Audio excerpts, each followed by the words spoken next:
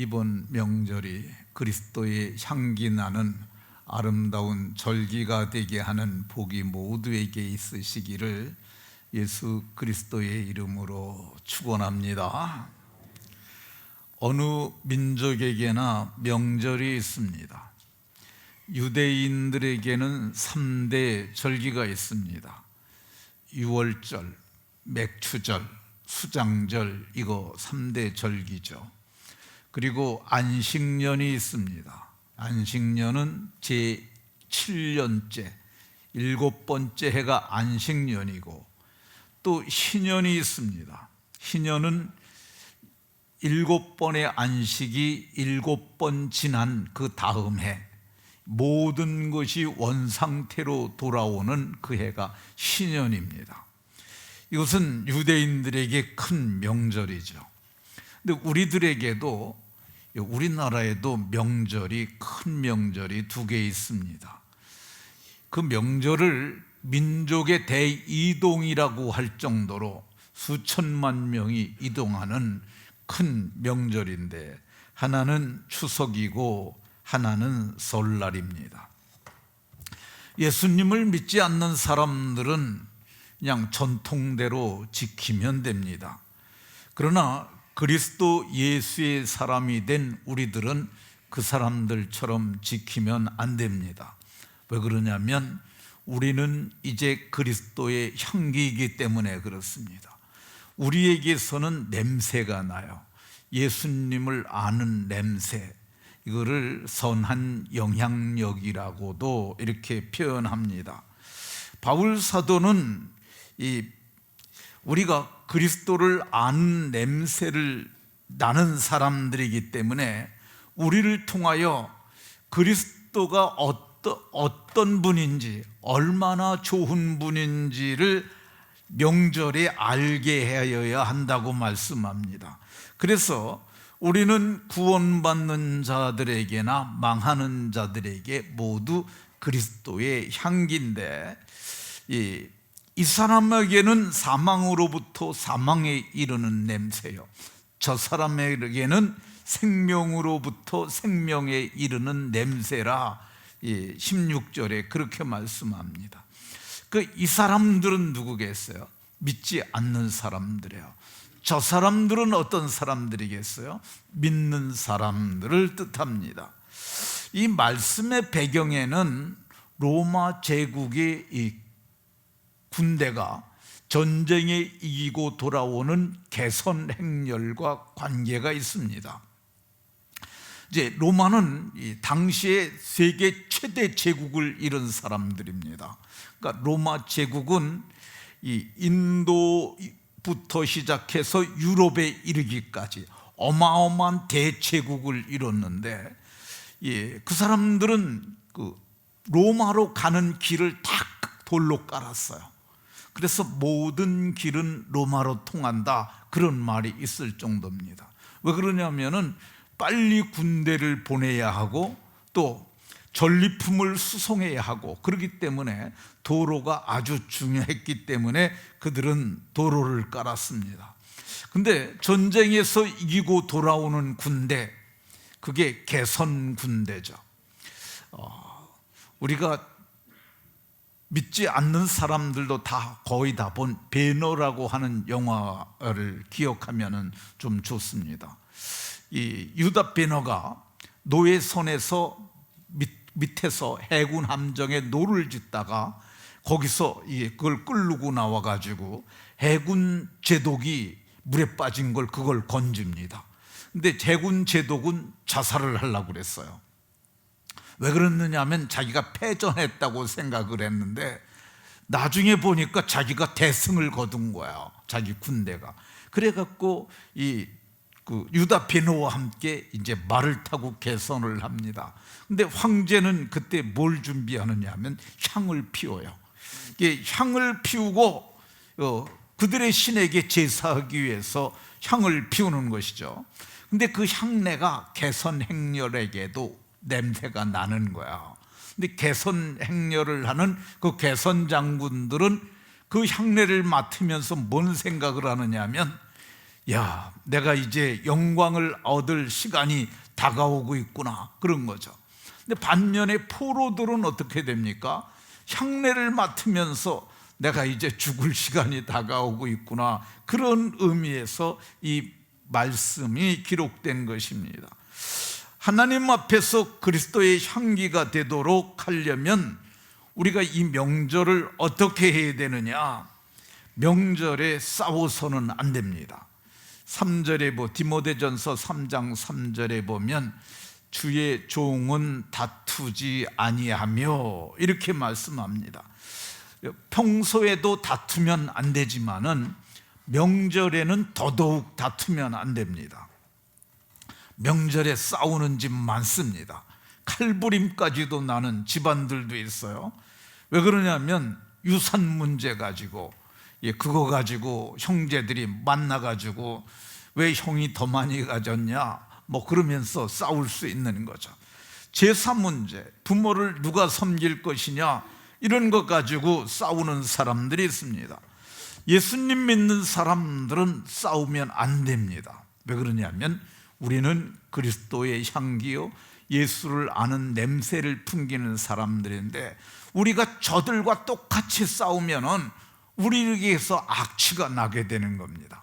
저와 여러분들이 명절에는 싸우지 말고 행복하게 지내시기를 권합니다.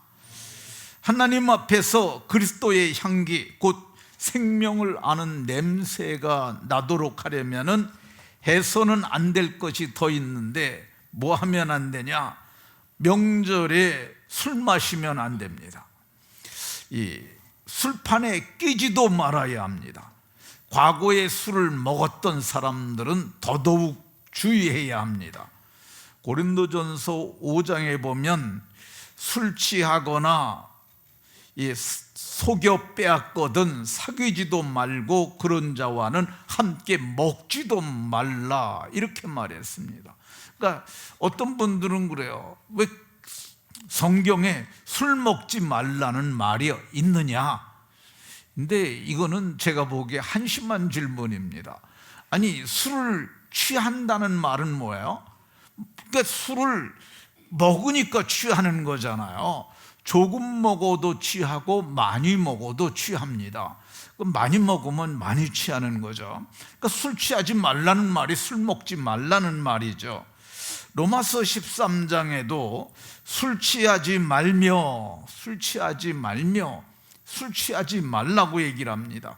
디모데전서 3장 8절에도 집사님들에게 하는 말입니다. 술에 임박이지 아니하고 술 중독되면 안 된다고 말하고 있어요. 근데 이 술을 조금 먹으면 조금 취하고, 많이 먹으면 많이 취하고, 오래 먹으면 중독이 되는 거예요. 그러니까 성경은 이거 하지 말라고 얘기를 합니다. 마귀는 이 사람의 가장 약한 부분을 공격하는 게 마귀입니다. 예수님이 40일을 금식하고 줄이셨을 때 마귀가 뭘 가지고 나오냐면 떡처럼 생긴 돌을 가지고 나옵니다. 그래갖고 이 돌들 가지고 떡덩이가 되게 하라. 그러니까 예수님은 그걸 능히 하실 수 있는 거죠. 그러니까 예수님의 능력으로 마귀 말을 듣게 해서 그걸 먹음으로 범죄케 하려는 게 마귀의 전략이에요. 마귀는 그래서 사주하는 존재예요. 마귀는 지가 범죄하는 게 아니라 우리에게 죄를 범하주도록 우리에게 나쁜 생각을 집어넣는 게 마귀예요. 근데 우리가 술 친구 만나잖아요. 명절이 되면 고향에 돌아가고 그러면 술 친구들 만나게 되면은 그 술 친구들이 야, 너 옛날에 많이 먹었잖아, 한 잔 해, 그러면서 자꾸 이렇게 유혹할 수 있는데, 그러니까 그들과는 사귀지도 말라고 이렇게 얘기를 합니다. 그러니까 자신 없으면 만나지 않는 게 좋아요. 저들이 아무리 권해도 나는 내가 다 이길 수 있어, 그러면 만나도 됩니다. 왜 술 취하지 말라고 그러냐? 이건 방탕에 흐르게 된다고 얘기를 합니다. 술 취하지 말라, 이는 방탕한 것이니, 이 술을 마셔보신 분들은 아는데, 부끄러운 얘기입니다만은 제가 27살까지 많이 마셨습니다. 근데 예수님 믿던 날부터 지금까지 안 마셨어요. 근데 이 술을 마시게 되면 1차 마셔요. 또 2차 마시고, 그리고 3차도 가고 4차쯤 가게 되면은 이제 이 술 마시고 또 몸 파는 여자들과도 또 음행도 하는 경우가 많습니다. 그러니까 술 취하지 말라, 이거는 방탕으로 흘러가는 거니까 술 먹으면 안 된다고 합니다. 왜 술 마시지 말라 그러느냐? 갈라디아서 5장 21절에 술 취함은 방탕에 이르게 되고, 이 술 취하고 방탕하는 사람들은 하나님 나라를 유업으로 받지 못할 것이요, 이런 사람들은 천국 가지 못한다고 말씀하고 있습니다. 그러니까 하나님 나라를 유업으로 받지 못한다는 얘기는 천국에 못 간다는 말입니다. 그러니까 술 마시면 안 됩니다. 하나님 앞에서 그리스도의 향기, 곧 생명을 아는 냄새가 되려면 하지 말아야 될 것이 있는데, 우상을 섬기면 안 됩니다. 고린도전서 5장 11절에 보면 우상 숭배를 하거나, 그리고 이런 자들하고는 함께 먹지도 말라고 이렇게 말씀하고 있습니다.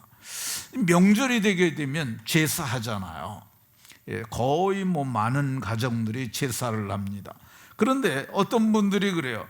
그러면 조상 섬기는 것이 무슨 그게 우상 숭배냐, 이렇게 말하는 분들이 있는데, 조상 제사하는 것 그거 우상 숭배 맞습니다. 아니, 그거 귀신 숭배입니다. 이 조상 제사를 지내면 귀신들이 오느냐, 이 부분에서 그 공자가언이라는 그런 책이 있어요.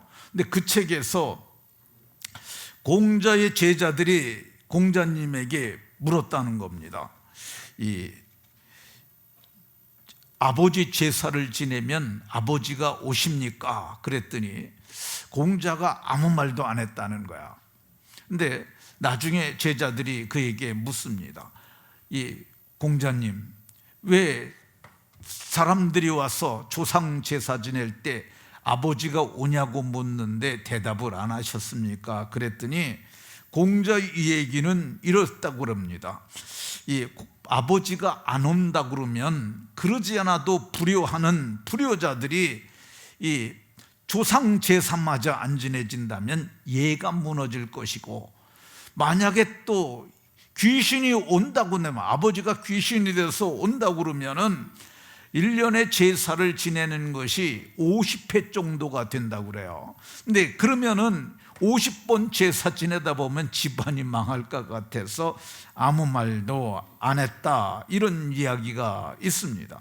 그러면 실제는 어떤가? 실제 제사 지내면 귀신이 오느냐? 귀신이 옵니다. 근데 아버지 귀신이 아버지가 오는 건 아니에요. 그러니까 귀신이 이 아버지의 이름으로 오는 거죠. 귀신이라고 하는 존재가 사람 속에 들어올 수 있습니다. 귀신은 한 인격으로 우리 속에 들어올 수 있어요. 이 귀신을 내어 쫓는 걸 축사 혹은 축기라고 해요. 그러니까 귀신을 내어 쫓을 때 제가 많은 임상을 통해서 말씀을 드리면은, 너 누구냐 그러면은 할머니라고 그러기도 하고 고모라고 그러기도 하고 그래요.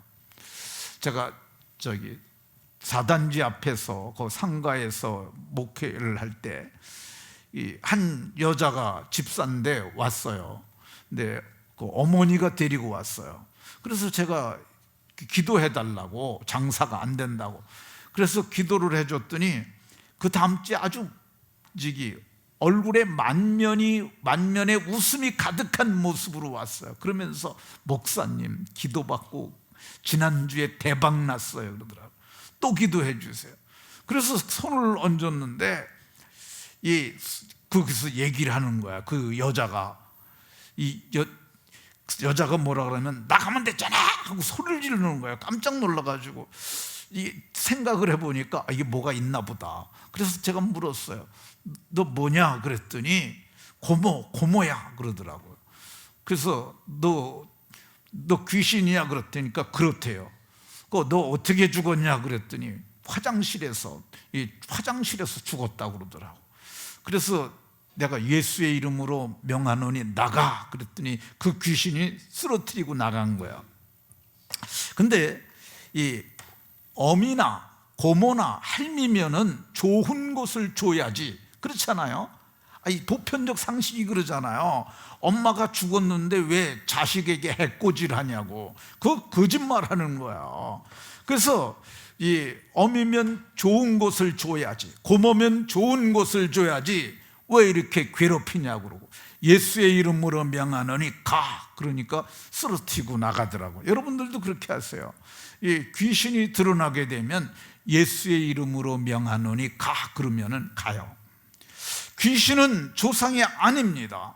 명료하게 이해될 것이 있는데, 사람이 죽으면 귀신이 된다고 얘기를 하는 그런 이론가들이 있어요. 근데 성경을 보게 되면 사람이 죽으면 어떻게 되느냐, 전도서 12장에 보면은 흙은 여전히 땅으로 돌아가고, 사람이 죽으면 이것이 몸이 흙이에요.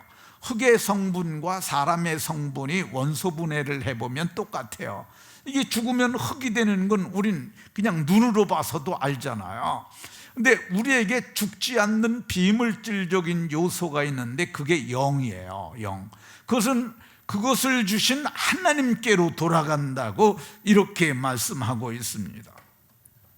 전도서 3장 20절에도 다 흙으로 돌아가나니, 흙으로 지음받는 것은 흙으로 돌아가고 인생들의 혼은 위로 올라가고, 위가 하나님께로 간다는 그런 의미입니다. 그러면 이 조상의 이름으로 오는 건 뭐냐? 마귀죠. 마귀가 이 요한복음 8장 44절에 보면 마귀가 거짓말쟁이고 거짓의 아비라고. 그러니까 귀신을 다루는 축사를 많이 하다 보면은요, 진짜 이게 거짓말하는 존재라는 걸 알게 돼요. 이 귀신을 쫓아보면은 귀신이 정보를 줘요. 그래서 제가 귀신한테 물어봤어요. 이게 좀 부끄러운 얘기입니다. 야, 내가 교회를 하고 있는데 이 교회가 어떻게 되겠냐? 귀신한테 물었더니 그 여자를 통해서 인연이 행전교회 주춧돌을 금으로 놓으려니라고. 귀신이 그렇게 말을 해요. 거짓말입니다. 그러니까 귀신의 말은 믿을 게 못 되는 거야. 귀신의 말에 속는 사람들이 우리나라에 수없이 많습니다. 지금 전직 대통령의 측근들 가운데서도, 정치권에서도 그런 말 많이 듣는 사람, 많이 하는 사람들이 있는데, 그런 말 들으면 안 됩니다. 어떤 분들은 이렇게 말하는 사람들이 있어요. 그런데 천주교는 제사를 지내도 된다고 그러더라, 그러는 사람들이 있습니다. 근데 천주교가 본래는 그러지 않았어요. 변질된 겁니다. 천주교가 우리나라에 제일 처음에 들어와 가지고 이 제사 문제 때문에 수많은 사람들이 죽었습니다. 근데 지금은 지내도 된다고 그러잖아요. 시대에 따라서 변하면은 그건 진리가 아니에요. 진리는 변하지 않는 게 진리입니다. 합정동에 가면 절두산 성지라는 것이 있습니다. 저기 절두산이 뭐냐면 사람이 목이 많이 잘려서 죽은 곳이 절두산인데, 1866년 때 병인양요가 있었는데, 흥선대원군이라는 사람이 양이로 더럽혀진 한강물을 서항무리들의 피로 씻어야 한다 그랬는데, 이 양이는 서양을 뜻하는 거고요, 이 서학은 이 예수님을 믿는 그 사람들을 뜻하는 거예요. 절두산에서 제일 먼저 순교한 사람은 이의송이라고 그러는데, 부인과 아들과 함께 죽었고요. 이어서 절두산에서 죽은 사람들이 숫자로 계수된 게 8,000명이고, 그리고 그 외에 계수하지 않은 사람들까지 치면 10,000명이 된다고 합니다. 그래서 잘린 목은 그대로 한강에 던져지고, 머리가 산을 이루고 강물이 핏빛으로 변했다고 그럽니다. 그런데 천주교가 이 박해를 받고 순교한 이유가 두 가지가 있는데, 하나는 신주를 없앤 거야. 신주를 불살르고 한 것인데, 신주가 어떻게 생겼냐면은 저게 신주입니다. 그러니까 신주를 그 박스 이렇게 넣고 문을 열고 닫고도 하는데, 그 신주를 저거를 갖다가 예수님 믿는 사람들이 그때 그걸 없앴어요. 그리고 제사를 지내지 않는 것이 가장 큰 원인입니다. 근데 요즘은 제사를 지내도 된다 그러니까 천주교 좋다고 그럽니다. 거기다가 또 술도 먹어도 된다고 그러죠. 거기다 담배를 펴도 돼요. 그러니까 신부들도 술도 먹고 신부들도 담배도 핍니다. 그러니까 천주교의 신부님들은 제가 보기에는 우리 교회의 성도들의 성도님 수준들도 안 되는 사람들이에요. 우리 교회 항존직 피택된 일꾼들이 이번에 15명이 임직을 하는데, 그 15명 중에서 전에는 먹었던 사람들이 있어요. 제가 개인적으로 면담을 해봤는데 먹습니다라고 자백한 사람이 있어요. 그래서 끊으라고 그랬는데 이번에 다 끊었어요. 그러니까 아니,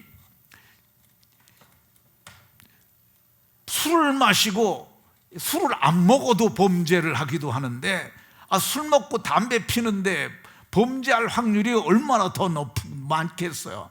성경은 술 취하지 말라고 그러는데도 술 먹잖아요. 그러니까 천주교가 비성경적인 거예요. 천주교는 비성경적인 집단인데 그 대표적인 것이 십계명에 보면 나와 있어요. 천주교의 십계명은 우리하고 좀 다릅니다. 1계명은 같아요. 1계명은 다른 신 섬기지 말라.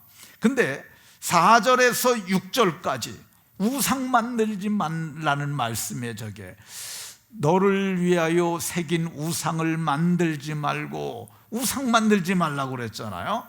근데 천주교회는 이걸 빼버렸어요. 왜 뺐겠어요? 천주교회는 우상, 성상 등 신상이 많아요. 그럼 만드니까 이걸 빼버린 거야. 저걸 갖다 성경 체계는 있어요. 그런데 십계명에는 빼버렸어요. 그러니까 저것 때문에 우상 만드는데 불편하니까 저걸 빼버리는 거야. 3계명은 2계명은 너는 내 하나님 여호와의 이름을 망령되게 부르지 마라. 이게 2계명이고 우린 이게 3계명이에요. 4계명은 3계명이 저들은 안식일 기억하여 거룩하게 하라. 우리는 그게 4계명이에요. 그리고 천주교의 4계명이 우리는 5계명이고, 그리고 천주교의 6계명이 우리는 7계. 우리가 간음 오면 7계를 범했다고 그러잖아요. 이게 7계가 간음죄예요. 그리고 천주교의 7번째 계명이 도둑질 하지 말란데 이건 우린 8번째 계명. 그리고 천주교의 8번째 계명 거짓 증거하지 말라고 우린 9번째고, 이제 천주교의 9번째 그게 우리에게는 10번째예요. 근데 저게 우리는 마지막 10계명인데, 천주교에서는 10계명을 만들어야 되잖아요. 9계명을 할 수는 없잖아.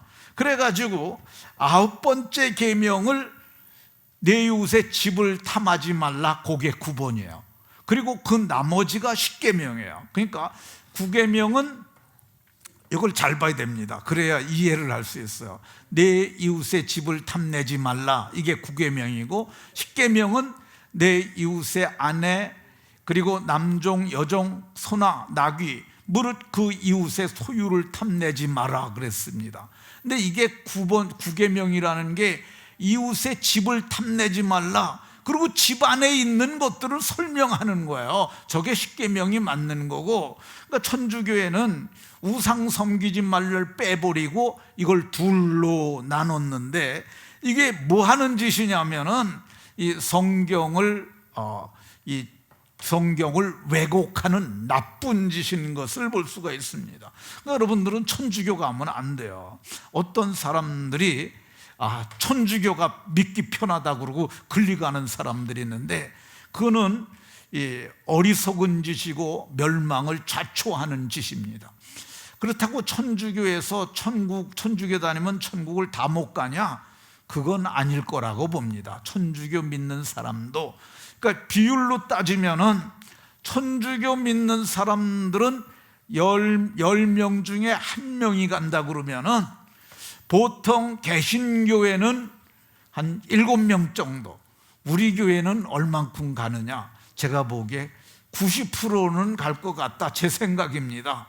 근데 왜 그러냐면은, 저는 구원 얻는 복음을 말해가지고 복음을 명료하게 깨달아서 바른 신앙을 갖게 하기 때문에 저는 그렇다고 생각이 듭니다.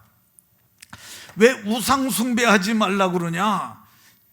에베소 5장 5절에서 우상 숭배자는 다 그리스도와 하나님의 나라에서 기업을 얻지 못할 거라고 말하고, 또 이 사람들은 어떻게 되느냐?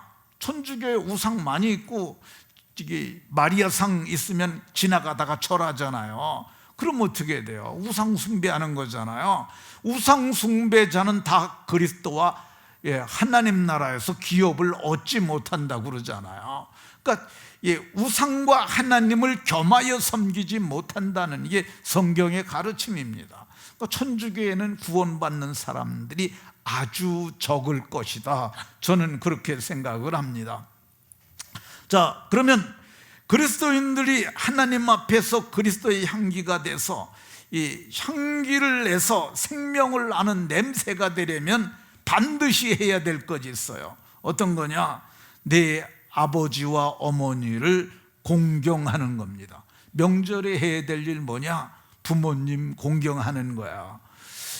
성경은 부모 공경하면 내가 땅에서 잘되고 장수하리라, 이거를 약속 있는 첫 계명, 그러니까 하나님을 섬기면, 근데 이거 하면 10계명 중에 복 준다는 계명이 이거 하나밖에 없어요. 여긴 옵션이 들어있는 거야. 부모님 공경하면 땅에서 잘 되리라, 이렇게 말하고 있습니다. 성경은 이렇게 말씀하지만은 요즘에 많은 사람들이 부모 공경을 잘 하지 않는 것 같습니다. 얼마 전에 어떤 분이 저한테 카톡을 하나 보내준 게 있는데, 그게 이제 며느리가 시어머니한테 문자를 보냈더니 또 시어머니가 며느리한테 답장을 보내고, 두 번에 오고 갔던 메시지인데, 근데 이게 제가 다 읽는 것보다 실제 며느리가 읽는 거 좋겠다고 생각이 돼서 며느리 한번 읽어보세요. 아버님, 어머님 보세요. 우리는 당신들의 기쁨조가 아닙니다. 나이 들면 외로워야 맞죠. 그리고 그 외로움을 견딜 줄 아는 사람이 성숙한 사람이고요. 자식, 손자, 며느리에게서 인생의 위안이나 기쁨이나 안전을 구하지 마시고, 외로움은 친구들이랑 달래시거나 취미생활로 달래세요. 죽을 땐 누구나 혼자입니다. 그 나이엔 외로움을 품을 줄 아는 사람이 사람다운 사람이고, 나이 들어서 젊은이같이 살려고 하는 게 어리석은 겁니다. 마음만은 청춘이고 어쩌고 이런 어리석은 말씀 좀 하지 마세요. 나이 들어서 마음이 청춘이면 주책 바가지인 겁니다. 늙으면 말도 조심하고 정신이 쇠퇴해 판단력도 줄어드니 남의 일에 혼수 두는 것도 삼가야 하고, 세상이 바뀌니 내 가진 지식으로 남보다, 특히 젊은 사람보다 많이 알고 대접받아야 한다는 편견도 버려야 합니다. 나이 든다는 건 나이라는 권력이 생긴다는 게 아니라 자기 삶이 소멸해 간다는 걸 깨닫고 혼자 조용히 물러나는 법을 배우는 과정임을 알아야 합니다. 그리고 전화를 몇 개월에 한 번을 하든 1년에 한 번을 하든 아니면 영영 하지 않아도 그것이 뭐가 그리 중요하세요? 그것 가지고 애들 아빠 그만 괴롭히세요. 마지막으로 이번 설에 하일이랑 라일이 데리고 몰디브로 여행 가니까 내려가지 못해요. 그렇게 하시고 10만 원 어머니 통장에 입금해 놓았으니까 찾아 쓰세요. 며느리가 너무 똑똑한 것 같고 좀 무섭고 그러지 않습니까? 근데 시어머니가 답장을 보냈습니다. 시어머니 한번 읽어주세요. 고맙다 며느라. 아이고 형편도 어려울 텐데 이렇게 큰 돈 10만 원씩이나 보내주고 이번 추석에 내려오면 저 선산판 거 90억 요 앞에 도로 난 거 토지 보상 받은 60억 해서 너희 삼남매한테 나눠주려고 그랬더니 아유 바쁘면 할 수 없지 뭐 어쩌겠냐 그냥 둘째하고 막내딸한테나 반반씩 갈라줄란다. 내가 살면 얼마나 더 살겠냐. 여행 잘 다녀오너라. 이거 우리 저기 동네에 이 저기 마을 잔치나 좀 하려 그랬더니 아유 그거 좀 네가 도와줬으면 했는데 그냥 내가 하마. 그냥 너는 여행 잘 다녀오너라. 네, 이제 며느리가 답장을 또 보냅니다. 어머니, 친정 부모님한테 보낸 메시지가 잘못 갔네요. 친정에는 몰디브 간다고 하고서 연휴 내내 시댁에 있으려고 했거든요. 어머니 좋아하시는 육포 잔뜩 사서 내려갈게요. 항상 딸처럼 아껴주셔서 감사해요. 오늘은 어머니께 엄마라고 부르고 싶네요. 엄마 사랑해요. 시어머니가 또 답장을 보냈습니다. 사랑하는 며느라, 아이고 엄마라고 불러줘서 고마운데 이걸 어떡하니? 내가 눈이 나쁘고 손이 떨려서 10,000원이라고 쓴다는 게 글쎄 억이라고 적었네. 선산판 거 60만 원, 보상받은 거 30만 원. 아유 마을 잔치 하려고 장봐놨다. 얼른 와서 네가 잔치상 좀 만들어다오. 사랑하는 내 딸아, 난 너뿐이란다. 네, 네. 요즘 자식들이 돈 때문에 부모 섬기려고 하는 사람들인데 이러면 안 됩니다. 우리는 하나님의 말씀을 따라 부모를 공경해야 할 줄로 믿으시기 바랍니다. 출애굽기 20장 12절에 내 부모를 공경하라. 근데 공경하라는 이 단어가 이 명사형으로 말할 적에는 인체 중에 장기 중에 하나 있는 간을 가리킵니다. 간은 오른쪽에 있어요. 갈비뼈 아래 쏙 들어간데 여기 횡격막이라는 것이 있는데 요 아래 간이 이렇게 두 개가 겹쳐져 있습니다. 간이 하나밖에 없잖아요. 간이 병들면 죽습니다. 그러니까 간처럼 귀중히 여기라는 뜻이고, 이게 그 형용사로 쓰일 적에는 무겁게 여기다라는 뜻이 있어요. 부모를 가볍게 여기지 않고 무겁게 여기는 것, 이것이 부모를 공경하는 것인 줄로 믿으시기 바랍니다. 자, 우리가 명절 어떻게 보내야 되느냐? 그리스도의 향기, 생명을 아는 냄새가 되게 하려면 반드시 해야 될 것이 있는데, 디모데 전서에 보면 친족, 특히 가족을 돌아보라고 이렇게 말씀합니다. 이 친족은 어디까지가 친족이냐? 이 민법상 친족의 범위는 91년도부터는 이 8촌 이내가 친족이라고 해요. 그리고 4촌 이내의 인척, 그리고 배우자를 친족으로 돌아보고 얘기를 하는데, 이 친족을 돌아봐야 하고요.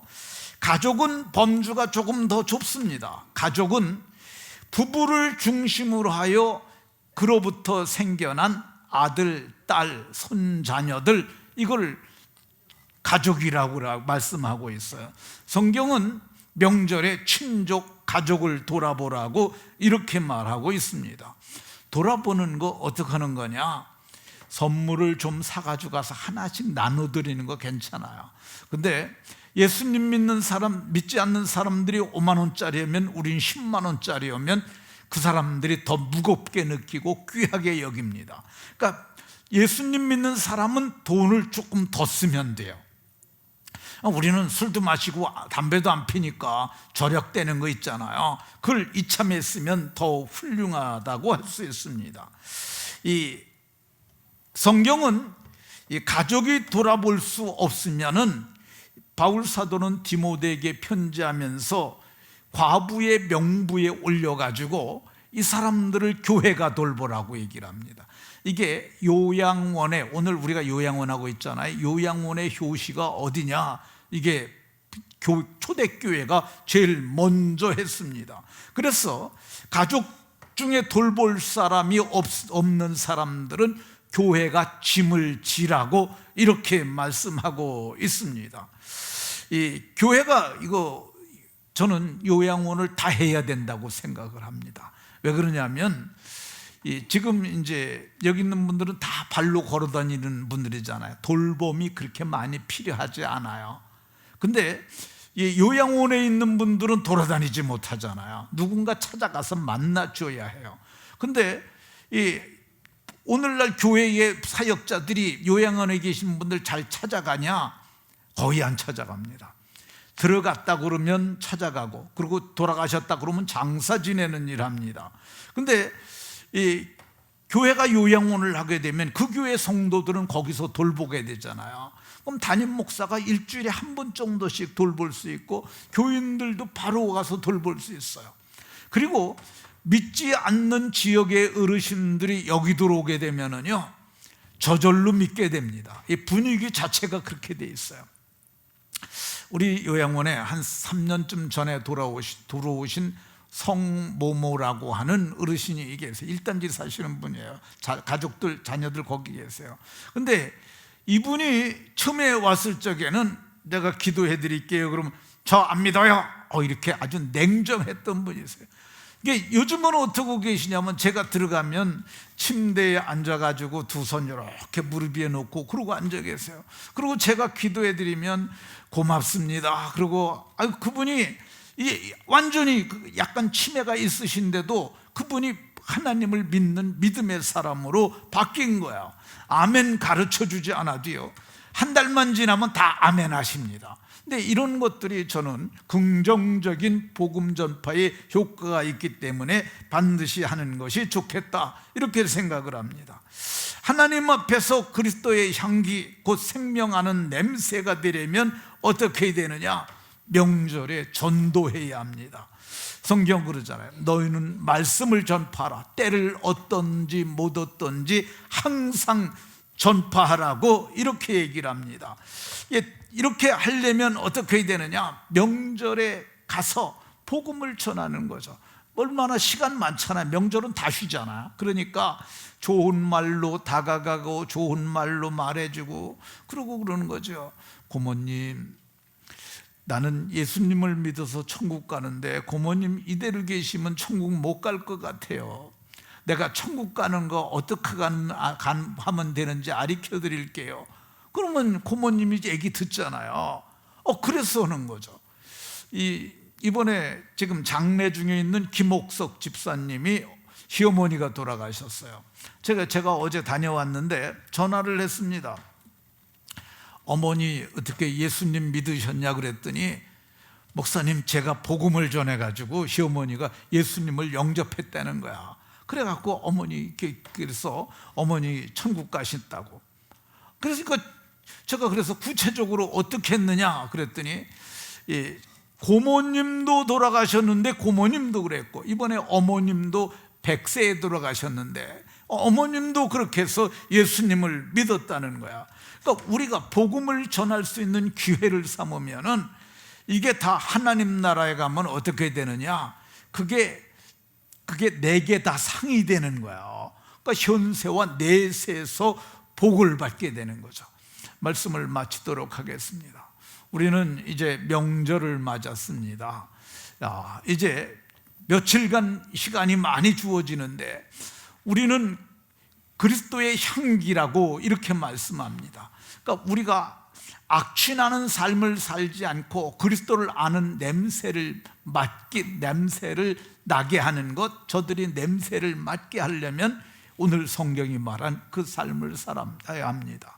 이번 명절에 술 취하지 마시고 정말 복음을 잘 전해서 또 가족을 구원하고 친족을 구원하고 하나님께 영광 돌리는 분들이 다 되시기를 예수 그리스도의 이름으로 축원합니다. 하나님, 오늘 말씀을 통해서 주의 법을 알게 하시니 감사드립니다.